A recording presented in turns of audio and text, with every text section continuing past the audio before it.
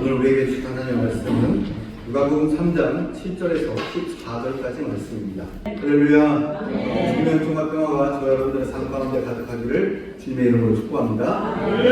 지난주에 결론만 한번 보고 오늘 말씀 이어가겠습니다. 진정한 신앙인은 예배당 안에서만 빛이 나는 것이 아니라 우리의 가정과 직장, 삶의 모든 터전에서 그리스도의 향기로 나타나는 사람, 그들이 진정한 예배자입니다.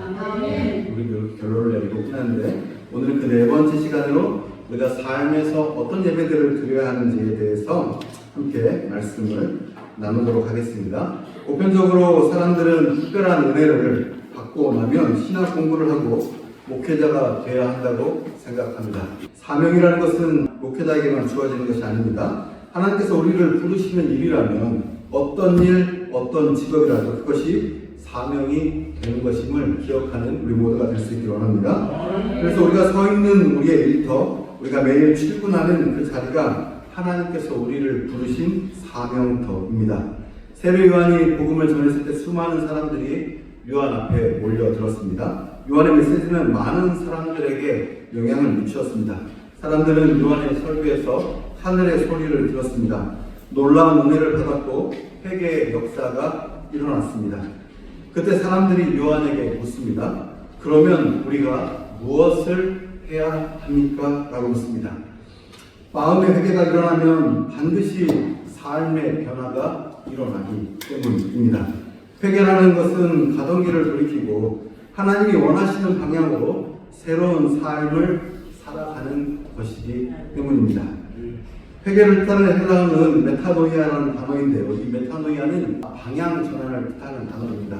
그래서 이 단어는 마음을 바꿈이라는 뜻을 가지고 있습니다. 지금까지의 삶의 방식을 철저히 포기하고 새로운 방향으로 나아가는 것, 그것이 복음적 회개라는 것입니다. 주님 잘못했습니다. 주님 용서하여 주시옵소서 라고 끝나는 것이 아니라 그렇게 고백했다면 그렇게 살 수 있도록 삶을 돌이키려고 노력하는 것. 결코 쉬운 일들은 아닙니다. 여러분 어떻게 그래서 살아야 한다고 이야기했죠? 발버둥 치고 노력하고 사는 것입니다.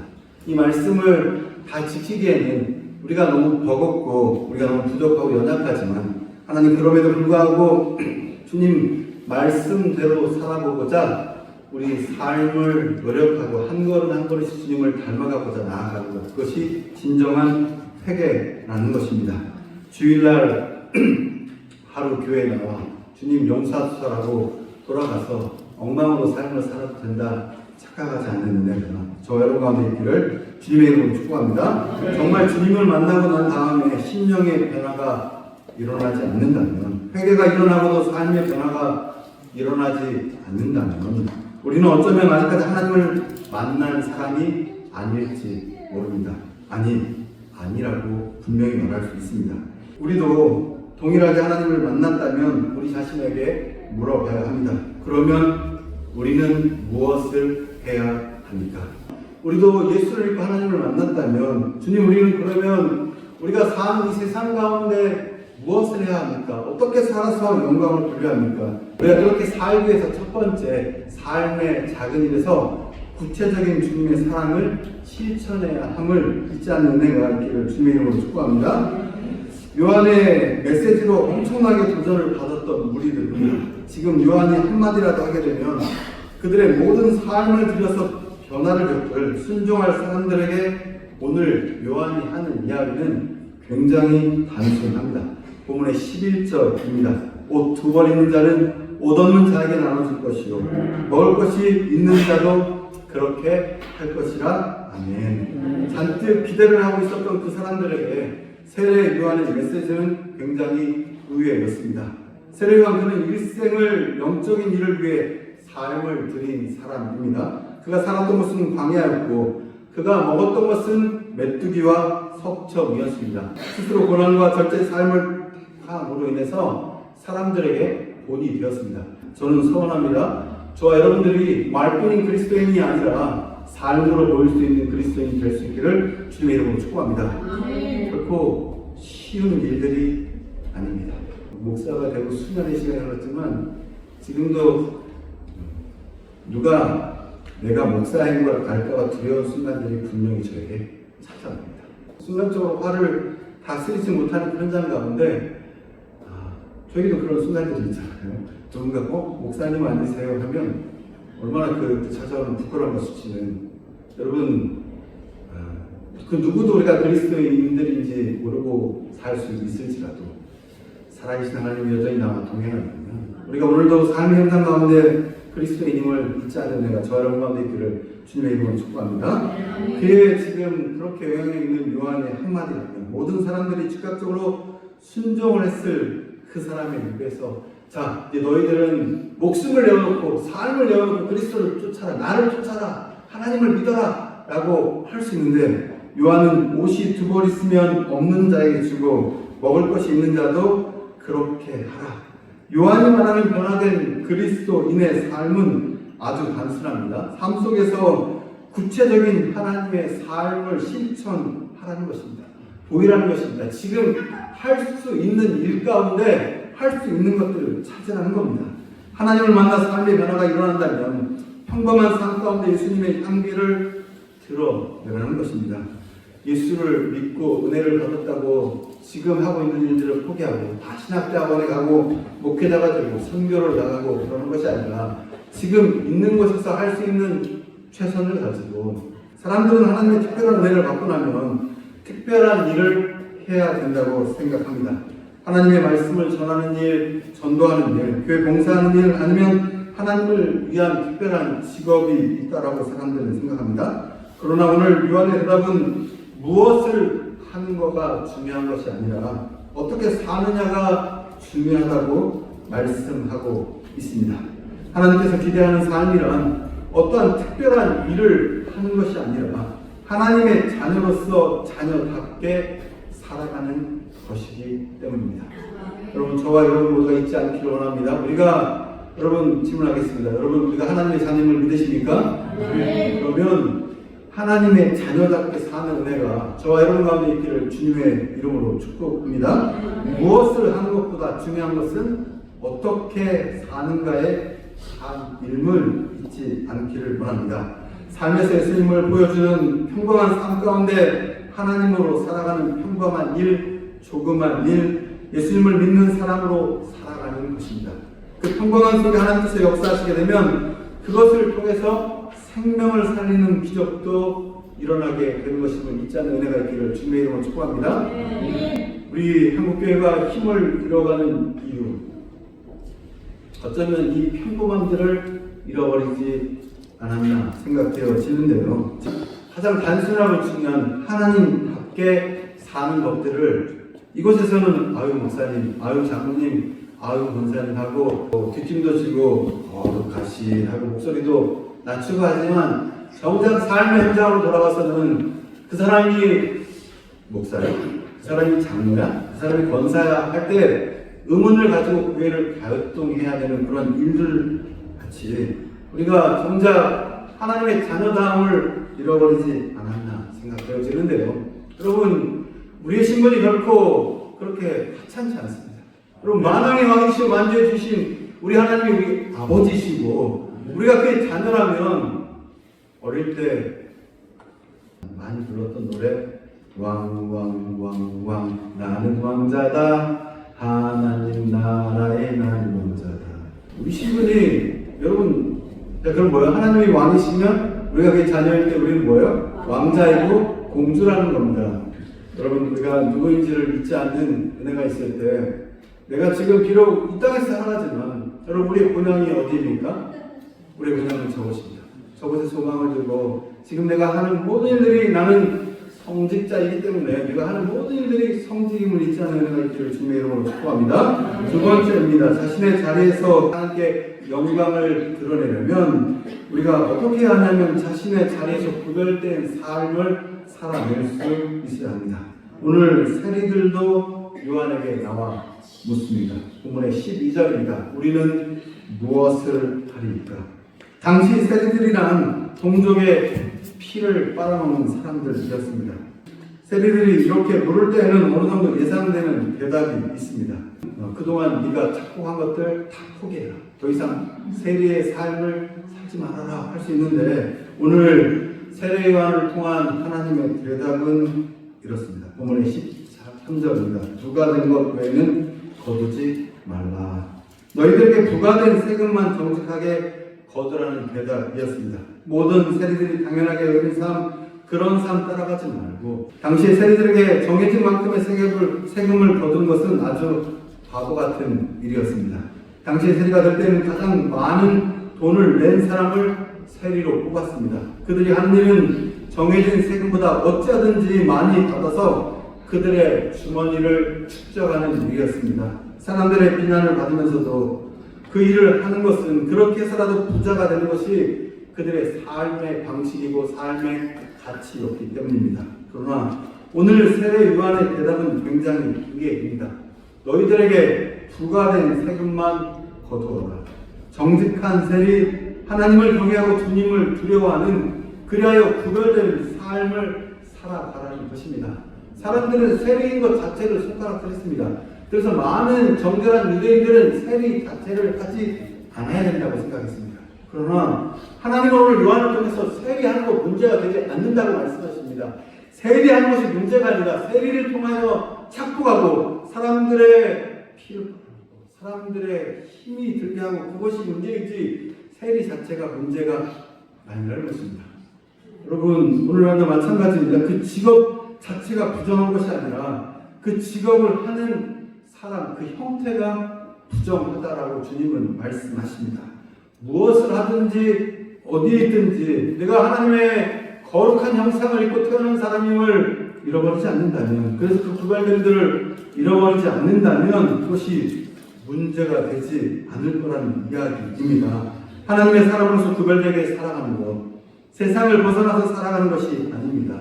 세상에서 호흡하고 있지만 세상에 동화되지 않는 삶, 그것이 하나님의 사람들의 삶임을 여러분 잊지 않는 은혜가 저와 여러분과 있기를 주님으로 축복합니다.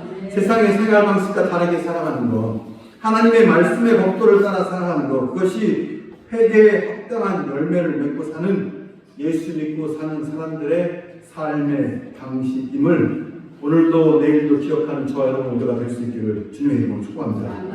여러분 굉장히 단순하고 굉장히 당연하고 굉장히 복음적인 메시지이지만 여러분 살아보십시오. 이것이 결코 쉽지 않다는 것들을 아는 것이 여러분 어쩌면 우리가 지금 발버둥 치고 있다는 증거일지도 모르겠습니다.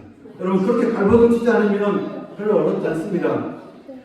일요일날 주일하고 교회는 오지만 세상에서 그냥 똑같이 살아가면 아무 틀림도 일어나지 않습니다. 그러나 내가 이곳에서 받은 은혜를 저곳에서도 동일하게 누리기 원하는 사람들은 저곳에서 사는 방식들이 마음이 아프고 괴롭고 주님 앞에 나가기가 부끄럽고 그런 삶이 돼야 되는데, 오늘날 우리의 문제는, 저를 포함해서 우리의 문제는, 또 많은 한국교회 문제는 그런 부끄러움이, 그런 제 표현으로는 그런 염치가 살아있는 시대에 우리는 살고 있습니다.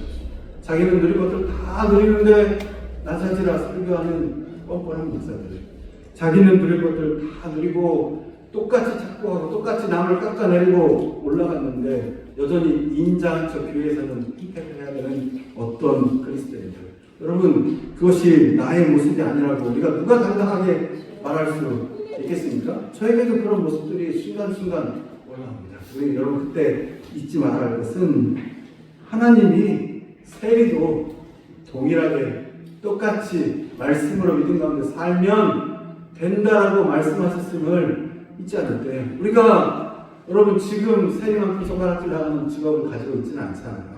우리에게 더 많은 찬스와 기회가 있잖아요. 저 여러분 모두가 이 구별된 삶들을 포기하지 않고 살아가는 은혜가 있기를 주님의 이름으로 축복합니다.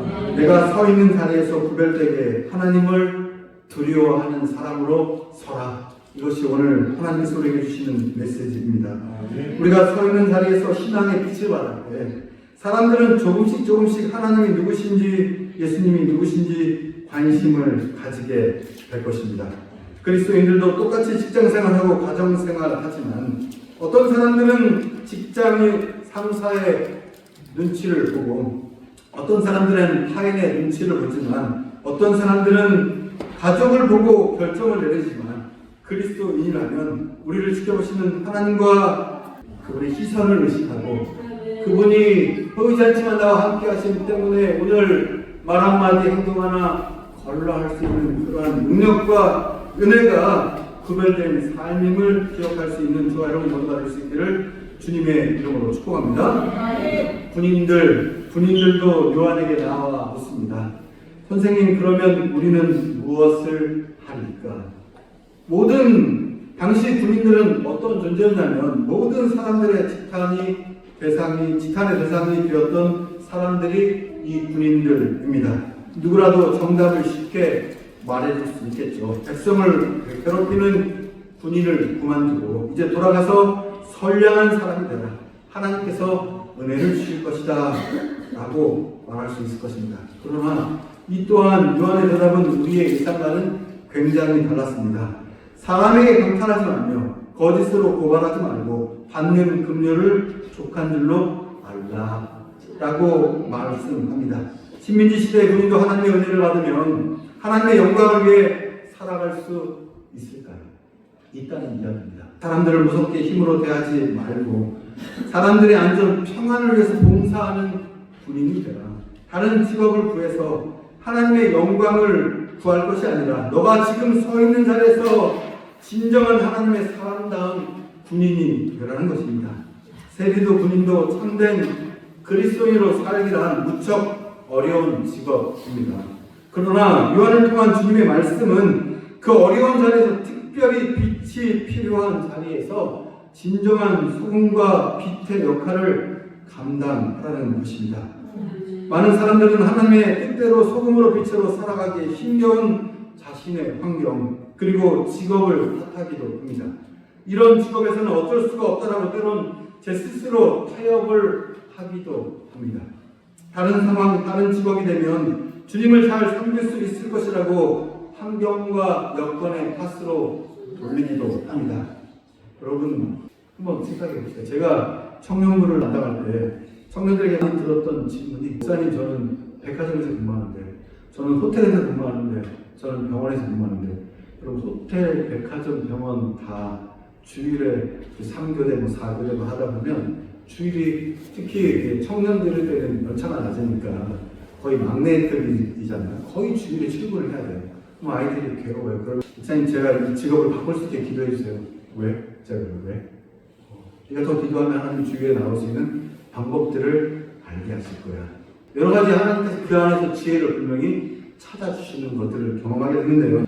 요한이 가르치는 것은 일 자체가 아니었습니다. 그 일을 하는 사람이 중요하다는 것입니다. 구별된 일이 따로 있는 것이 아니라 구별된 사람이 있다라고 말하고 있는 것입니다. 어떤 자세로 일할 것인가, 어떤 상황 속에서도 하나님의 아들, 딸로서 살아갈 때 그때 구별된 삶이 이루어짐을 기억하는 은혜가 저와 여러분 가운데 있기를 주님의 이름으로 축복합니다. 이 직업 소명서는 모든 직업은 하나님께서 우리의 사명을 이루게 해주신 소명이다라고 그렇게 가르쳤습니다. 그 전에 이미 종교개혁의 시작이, 여러분 우리 종교개혁의 시작이 만인 제사장 중에서 시작했습니다. 우리 모두는 다 왕같은 제사장입니다. 우리가 어떤 직업을 갖고 살든 하나님의 제사장임을 우리가 세상과 믿지 않는다면 우리의 모든 행하는 일을 통해서 우리는 예배하는 겁니다.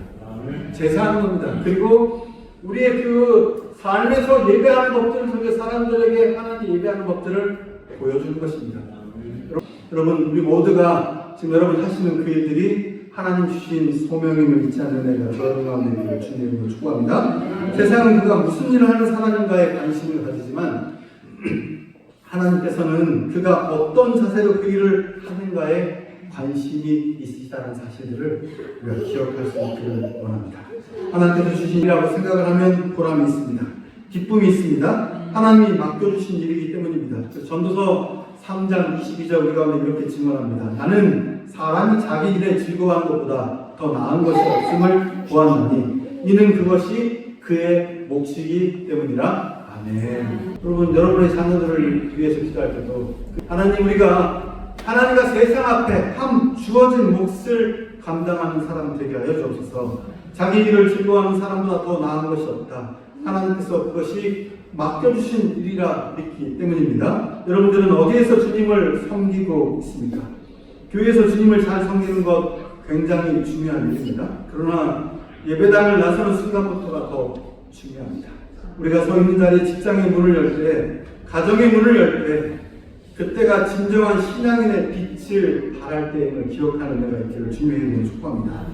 일터란 경제 활동을 위한 그래서 수단만이 아니라 그리스도인에게 일터는 하나님의 사명을 이루는 사명터임을 여러분 꼭 기억할 수 있기를 주님의 이름으로 축복합니다. 나는 나의 직업을 통해서 내가 맡은 그 일을 통해서 하나님의 뜻을 이루어가는 것, 이것이 그리스도인이 가지는 직업관입니다. 그리스도인에게 그래서 일요일만 주일이 아닙니다.